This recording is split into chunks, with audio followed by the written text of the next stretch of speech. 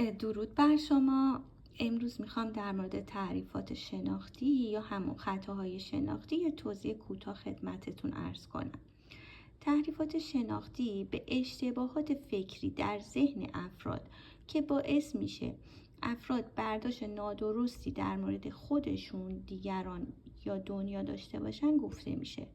دیدگاه‌های سوگیرانه‌اند که غالباً از دید دیگران اعتباری ندارن و بخشی گزینش شده از تجربیاتی رو نشون میدن که معمولاً منفی هستن. تعریفات شناختی رو ما میتونیم با ردیابی افکار خودکار شناسایی کنیم. افکار خودکار افکاری خدایندن که با خلق یا موقعیتی خاص در ارتباطن.